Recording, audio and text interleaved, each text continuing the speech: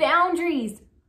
Babe, I cannot tell you how many individuals I coach on boundaries, learning to set them, learning to realize what they are and why they matter. So I thought, you know what? Let's do a video on boundaries. And specifically in this video, I'm going to talk about how to set physical and emotional boundaries with your parents and your friends, because I have found that that is a huge issue of tension for a lot of young women, because they feel like, am I wrong to set these boundaries? How do I set these boundaries? And how do I enforce them with people I love? So let's dive into what boundaries are and how you can use them to better your life and to create a life of your dreams, because boundaries are at the core of keeping us protected on the outside and the inside. And that's a huge part of figuring out life. So let's dive into what boundaries are and how you can use them with your parents and your friends. Okay, first of all, let us talk about what is boundaries and how do we correctly set these up in our lives, because I'm sure you've heard it before. It's been thrown out there. Maybe somebody said to you oh, that's a boundary of mine, and I just don't tolerate it being crossed. And when somebody says that, my ears usually prick up, because I think to myself, I wonder if they're using boundaries correctly in their life. Because one thing that's really important to know is to know the difference between a boundary versus an ideal. And as I thought about this video, I was really soul searching for okay, what are my boundaries and what are my ideals when it comes to life? And I thought of a couple examples. So first of all, I think you need to understand that a boundary has teeth. A boundary has serious consequences when it is crossed. And a boundary, the whole purpose of a boundary, physical, mental, emotional, spiritual boundary, is to protect what's on the outside and to protect what's on the inside. And a lot of people get confused about some of those protecting our inside boundaries. So examples from my real life, and I wish this wasn't a real thing for me, but it is. So I have an ideal not to swear. I don't care for swearing at all. It's not something that I want to be a part of my person or my vocabulary for that matter. But have I sworn in my life? Yes. And I wish that that wasn't true, but yes, I have.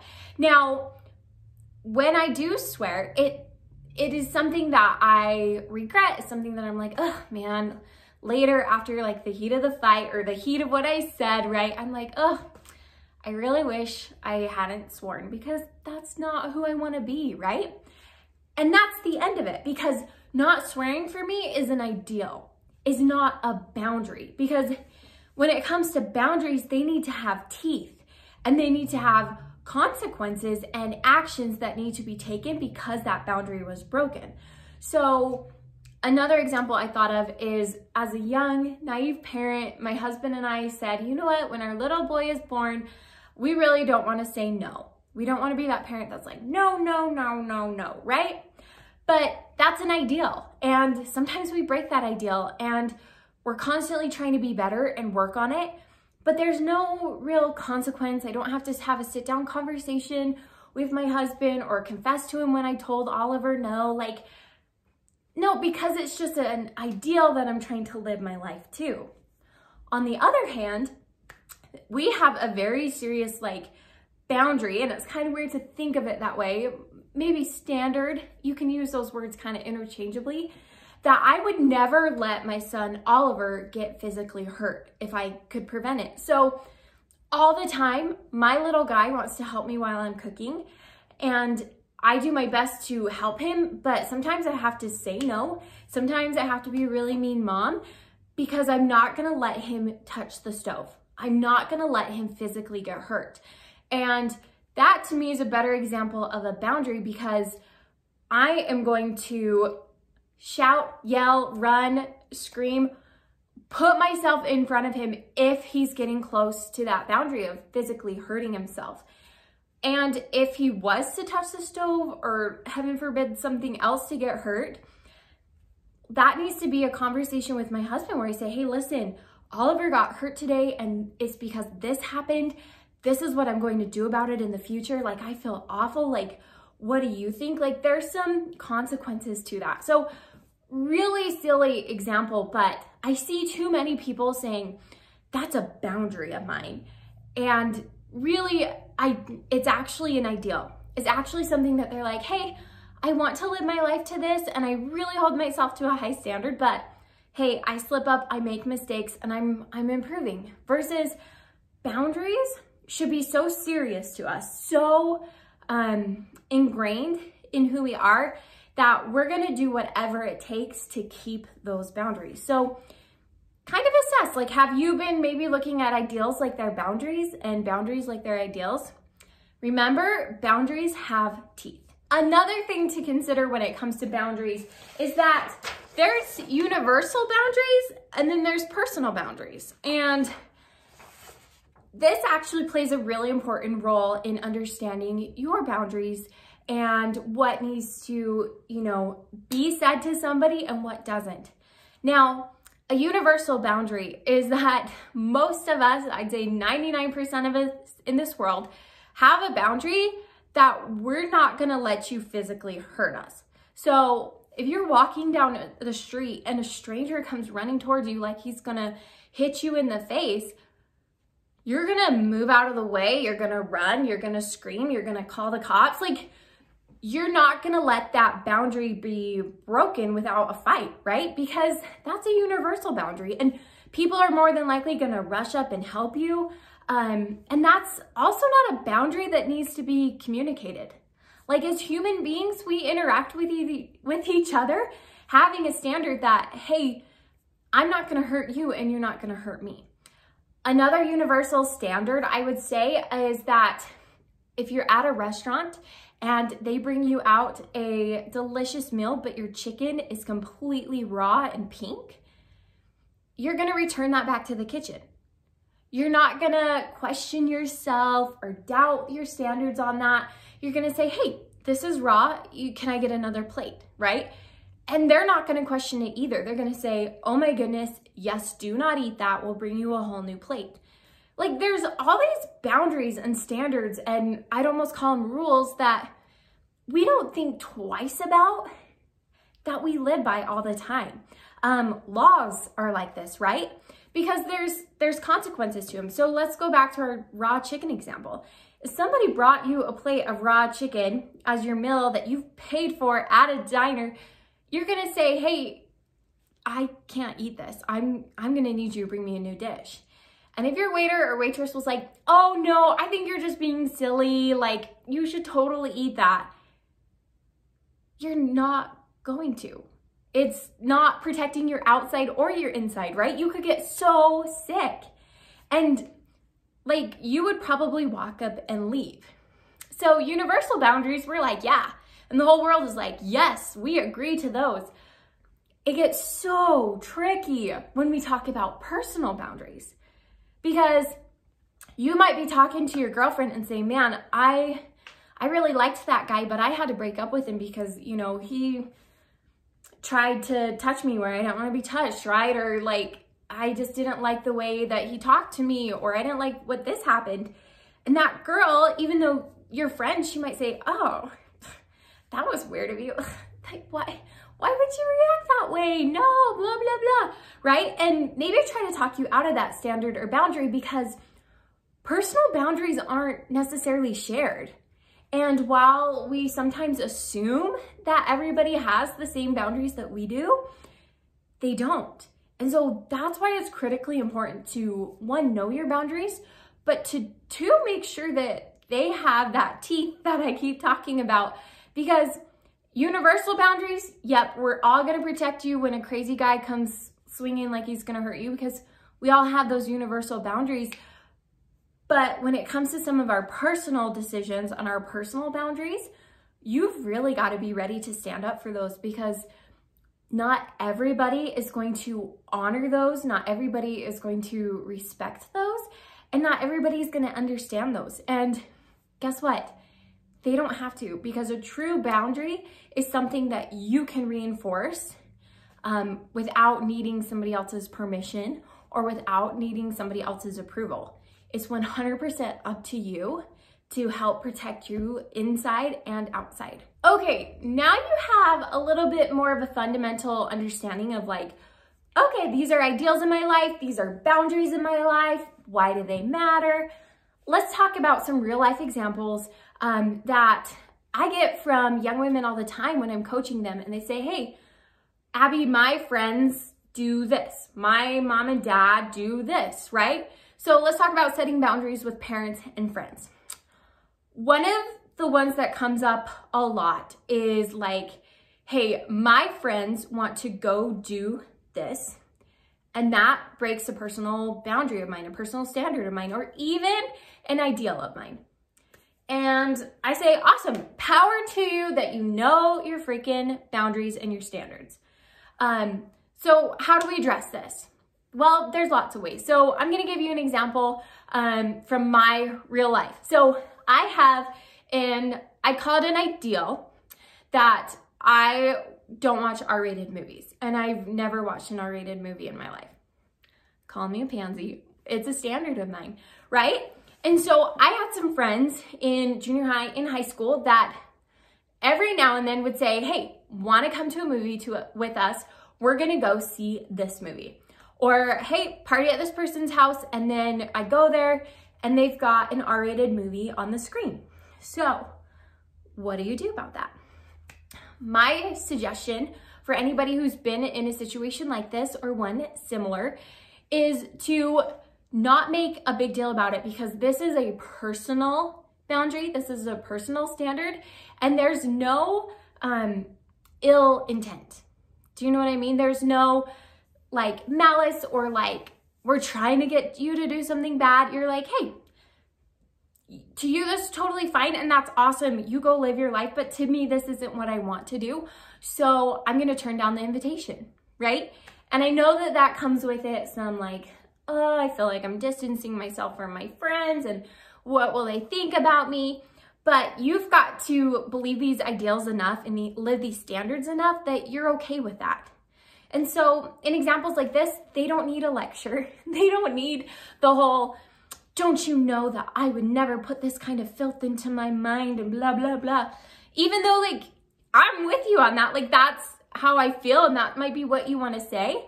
But you can just say, hey, you know what? I'm going to pass on the movie this time. And if they press and say, why, you always pass on our movies, or you never hang out with us, say, you know what? I would love to go to the movies with you. I just can't go see this movie because it's rated R, and I don't watch rated R movies. And that's it. And if somebody presses you further and says, but please, come on, really? And you say, you know what? No. And that's all you have to say is no, right? And you walk away and you kind of let the chips fall where they fall. And I advise a lot of young women that, hey, your true friends are gonna say, no big deal. I know that you don't like those kind of movies, so you pick the movie next week, right? That's what a great friend's gonna do. Friends that really aren't caring about you as a person or your ideals and your standards probably aren't friends worth having. So if you get patronized by your friends because of this, or if they're like, you know what, I don't know if you really like fit our friend group, blah, blah, blah, then honestly, you probably don't. And you need to go find better friends that support your ideals. It's really important to know that your friends don't have to share your ideals, but as long as they support your ideals and support your boundaries, then they're a friend worth keeping. So I have friends that I love, adore. I have family members that watch whatever kind of movies they want to watch, and that's just not what I do. And it doesn't need to be a fight. It doesn't need to be a heated conversation even. It just needs to be a, oh, hey, I'm going to pass on that this time. Or, hey, you know what? I'm going to go in the other room and not watch this movie. And if you're asked, be truthful about your standard, but you don't have to come up with the why. You don't have to come up with making them feel better about it. You just have to say, that's my standard, and no.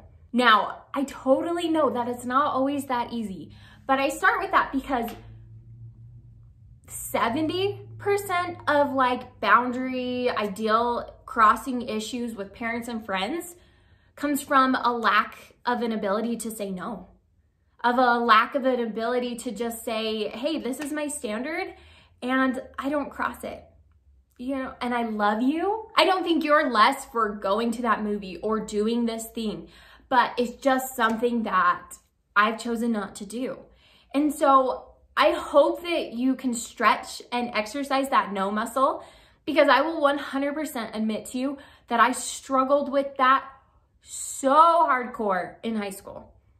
So hardcore, especially when it came to people that I loved, boys that I wanted to like date, to best friends, because your heart is with these people, and I get that.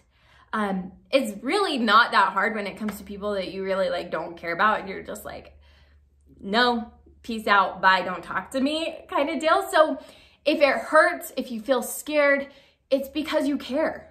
And so just know that, but know that you care just as much about you. You love yourself just as much, because you can love them, they can love you, and you can love us, right? But that doesn't mean that you have to compromise. So be supportive of your friends' standards. Be supportive of maybe things that you don't understand that your friends choose to do. I want to clarify that. Like, don't be supportive of like illegal activity or anything like that. But I'm just saying, if you have a friend that is, you know, maybe super religious or chooses to not do things that you think are totally fine, really respect that boundary and be that friend that can say, hey, I love you, and because I want you to come with us, we'll choose a different movie. Because I want you to come with us, we'll choose a different activity, or we won't stay out as late, or, you know, we'll modify things so that you feel comfortable, right? That's what a great friend would do. But let's talk about when it's a little bit harder, when maybe a little bit more of like emotional and physical ideals move into like boundaries, when we're getting really close to things that you never ever want to do, and there's serious consequences if you cross those. So what do you do in those situations? So what you do in those really hard situations of like, hey, this is my parent, this is my best friend, and we're approaching a boundary that I have, is you've got to decide, is this a communicated boundary or is this a non-verbalized one? And here's what I mean by that. Also, I like forgot how to spell communicated, and so I just wrote it like that. But hear me out. So there's a lot of times when our boundaries don't need to be communicated, and you can just choose to leave. You can just choose to walk away. You can just choose to distance yourself from the situation. And truly that might mean that you aren't hanging out with these friends anymore, that, you know, when your parents come at you in a way that's like crossing a boundary for you, that you leave the room. But if these relationships need to be ongoing, like lasting, and you're afraid that these boundaries might be crossed again, it's time to communicate those. And so that's where you have a conversation and you say, hey, listen, mom and dad, I have a boundary that I can't handle this being like yelled at or being threatened, or I don't know, name your thing, you know, and that's a real boundary of mine. And so I want you to know that, you know, when you're talking to me and it gets to that level, I am going to stand up and leave the room. And it's not because I don't love you. It's not because I don't want to have this conversation or know that I need to finish this conversation with you, or not that I'm not trying to disrespect you, but I shut down when you yell at me, or I shut down when this happens, or I don't feel safe when this happens. So I'm going to leave the room. And then, hey, when things have calmed down and I'm not feeling threatened in that way anymore, we can come back and have that conversation. Now, it gets really tricky with your parents, because in a true blue situation, if you said that same conversation to your friend and you got in a fight and it got to crossing that boundary where you feel afraid and like you're gonna shut down, you do have every right to leave and to distance yourself, and you can like 100% sever that relationship if you need to. Like, it's 100% ball in your court. This is me defending my boundaries. And that's how you know it's a really great boundary, is if you can 100% own and take action for that. With our parents, it's not like we can just 100% like sever that relationship, or nor do we want to, right? So it's about finding that balance, about communicating to your parents and saying like, hey, listen, I, am asking you for this, and I recognize that like maybe this isn't a boundary I can 100% enforce just because of the situation of parent-child, but I need you to know this. And a true, loving, kind parent is going to genuinely want to respect your boundaries in every way. One of these is I get some questions from young women that are like, hey, I hate it when my parents come snooping in my room. Like, that's a boundary of mine.